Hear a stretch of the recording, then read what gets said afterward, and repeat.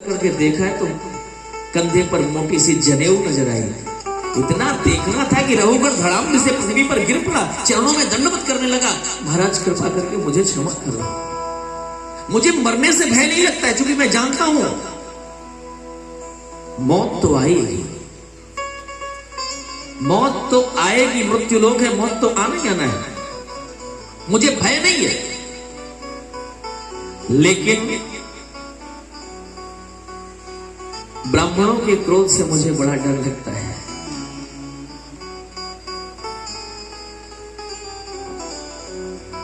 इंद्र कुलेश मम सोल विशाल काल दंड हरि चक्र कराला, काल दंड हरि चक्र कराला। इंद्र कुलेश मम सोल विशाल, इंद्र कुलेश मम सोल विशाल काल दंड हरि चक्र कराला, काल दंड हरि चक्र कराला। जो इन कर्म नहीं मरई, जो इन कर्म नहीं मरई, विप्ररोष पावक सुई चरई, विप्ररोष पावक सुई चरई। इंद्र कुलेश मम सोल विशाला, इंद्र कुलेश मम सोल विशाला काल दंड हरि चक्र कराला, काल दंड हरि चक्र कराला, काल दंड हरि चक्र कराला।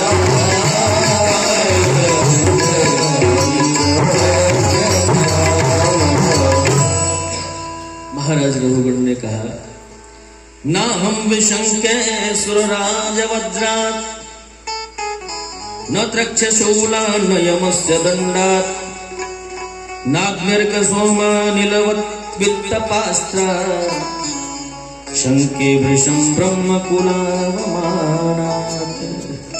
ब्राह्मणों के अपमान से मुझे डर लगती है, क्योंकि ब्राह्मणों के शाप से समूल कुल का ही विनाश हो जाता है। इसलिए प्रभु मुझे आप क्षमा करो, आप भी तो ब्राह्मण ही हो ना। हाँ, मैं ब्राह्मण तो हूं, लेकिन वो खतरनाक ब्राह्मण नहीं हूं जो तुम्हें पूछना है सब मुझसे पूछ सकते हैं। कहा महाराज एक संदेह है कि आपने कहा कि तुम मुझे छू नहीं सकते, लेकिन मुझे एक संदेह है। क्या संदेह?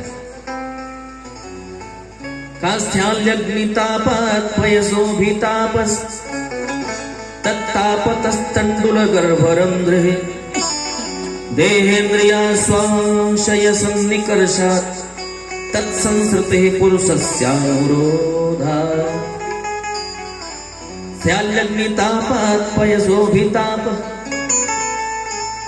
कहा कि महाराज मुझे जहां तक लगता है कि यदि किसी अग्नि जला करके किसी पटलोही में चावल रख दिया जाए, पानी रख दिया जाए, पानी में चावल रख दिया जाए, तो सबसे पहले अग्नि के ताप से पटलोही गर्म होती है, पटलोही के ताप से जल गर्म होता है, जल के ताप से चावल गर्म होता है, और इतना गर्म होता है कि वो रहते चावल थोड़ी देर में ही भात बन जाता है।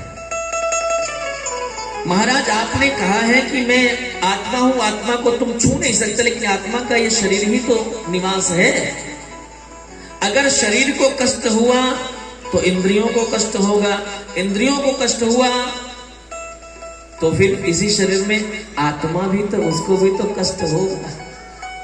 इतना सुनना था कि जड़भरत जी खूब हंसते हैं, कहते हैं वाह रहुगण हो तो तुम महामूर्ख, लेकिन विद्वानों की संगति में रह रह करके विद्वानों जैसी बातें खूब करना सीख लिया है तुमने।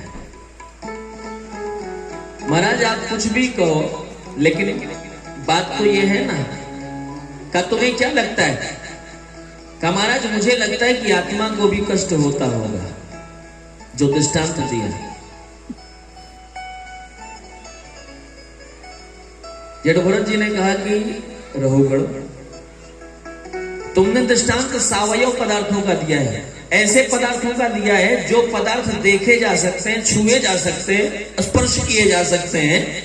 तुमने ऐसे पदार्थों का दृष्टांत दिया। अग्नि को देख सकते हो, बटलोई को छू सकते हो, चावल को छू सकते हो, पानी को छू सकते हो, लेकिन जिससे घटा रहे हो आत्मा से, आत्मा को तुमने देखा है क्या? आत्मा को छू सकते हो क्या? सावयव पदार्थों से निरवयव आत्मा को घटाने का काम कर रहे हो तुम। इसलिए रहुगण आत्मा निरवयव पदार्थ है, उसे देखा नहीं जा सकता, उसे छुआ नहीं जा सकता, इसलिए ये दृष्टांत उस पर घटित नहीं होता है। तो फिर कौन भोगता है? जो कष्ट होता है उसको, उसका भोगता कौन है? का ये मन ही उसका भोगता है। मन को अच्छी बात कोई लगी तो फिर सुखी हो जाता है, और मन के विपरीत कोई काम हो जाता है तो दुखी हो जाता है। सुख दुख का भोगता ये मन है। मन को अच्छी बात अच्छी लगने लगे तो बात बन जाए। देखो ना, हमारे बाबूजी आए हुए हैं वहां से, और कथा श्रवण करने के लिए आज आपका पदार्पण हुआ, और क्यों ना हो, क्यों ना हो, ऐसा सुंदर अवसर, ऐसा सुंदर सुअवसर, भगवान श्याम सुंदर के जन्मोत्सव का सुंदर अवसर है। इस अवसर का लाभ क्यों ना ले? क्योंकि दास सबसे पहले क्षेत्र में अगर आया है तो बाबूजी उस समय परीक्षित जी के रूप में विराजमान थे, और तब से वो प्रेम लगा, और आज परम श्रद्धेय श्रीमान वेद प्रकाश तिवारी जी महाराज समझे भाई वहां हुआ तो यहाँ तो होना चाहिए, हक है और आनंद है। बाबूजी का आगमन, प्रदीप भैया का भी आगमन हुआ है, सभी लोग आए परिजन, और क्यों ना आए। बड़ी मुश्किल से अच्छी चीजें हमको अच्छी लगती हैं जी, नहीं तो मन तो बड़ा खराब है ना। ये मन तो हमेशा बुरी बातों को जल्दी कैप्चर करता है, बुराई की तरफ मन तुरंत आकृष्ट हो जाता है, अच्छाई की तरफ आकृष्ट होने में समय लगता है। वो भाग्यशाली लोग होते हैं जिनके मन में ये भावना जगती है कि कथा सुननी चाहिए, चलो कथा श्रवण करने के लिए। आज भगवान का जन्मोत्सव होगा, चलो आज नंद भवन में आनंद का बिल्कुल उन्माद होएगा, वहां पर प्रसन्न होवेंगे, आनंदित होवेंगे। निवेदन आपसे मैं कर रहा था कि मन ही है जो सुख और दुख का भोगता है, आत्मा अलग है। निवेदन आपसे करो, बड़ा सुंदर उपदेश दिया है। और अब सुखदेव जी महाराज ने भवाटवी का बड़ा सुंदर वर्णन किया है, भूगोल खगोल का वर्णन किया है, भारतवर्ष की महिमा का गान किया है। वास्तव में कर्म भूमि तो भारतवर्ष ही है। अहो अमीशाम किमिकारी शोभनम प्रसन्न है सांस्विदित स्वयं हरि येर जन्म लब्धे न शुभारताजिरे मुकुंद सैवोपैकं स्पृहाहीनः। भारतवर्ष की महिमा का शास्त्र में गान करते हैं, ये कर्म भूमि है। भारत माता की जय हम लोग बोलते हैं। कभी अन्य किसी देश के साथ मां शब्द नहीं जुड़ा पाओगे, लेकिन भारतवर्ष के साथ मां शब्द जुड़ा है। निवेदन आपसे करूं, मां इसलिए है क्योंकि भगवान को भी अपनी गोद में उत्पन्न करने की क्षमता यदि किसी भूमि में है तो भारतवर्ष की भूमि में है। भारतवर्ष की भूमि भगवान की भी जननी है और इसलिए भारत माता की जय अपन लोग बोलते हैं।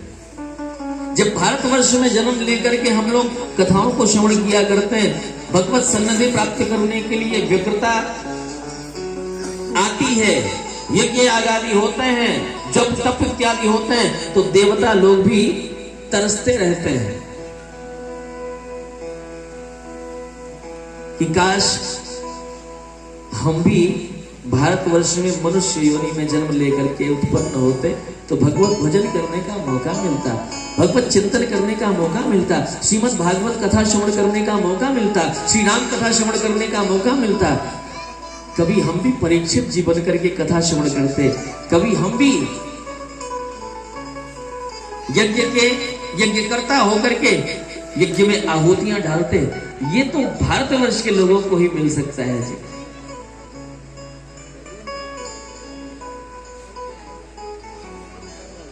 चंदन है इस देश की माटी और तपोभूमि हर ग्राम है, हर बाला देवी की प्रतिमा और बच्चा बच्चा राम है।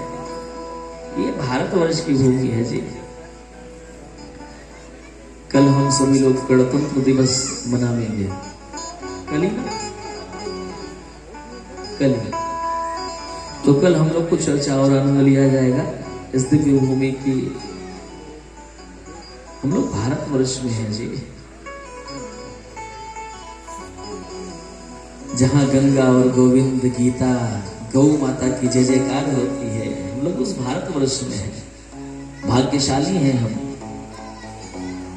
निवेदन आपसे करूं, ऐसे भारतवर्ष की महिमा का दिव्य गान किया है।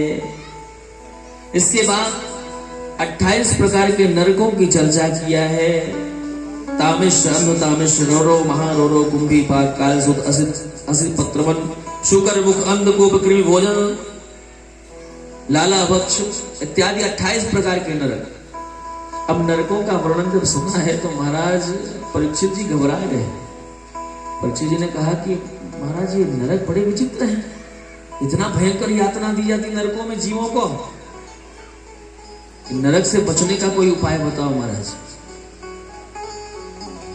सुखदेव भगवान ने कहा परीक्षित नरक खराब थोड़ी होते हैं, अरे नरक जो है वो ऐसे समझो जैसे धोबी घाट। धोबी घाट में कपड़े जाते हैं, कौन से कपड़े जाते हैं? जिन कपड़ों को आप पहन करके गंदा तो हो गया लेकिन धुलने का मौका नहीं मिल रहा है,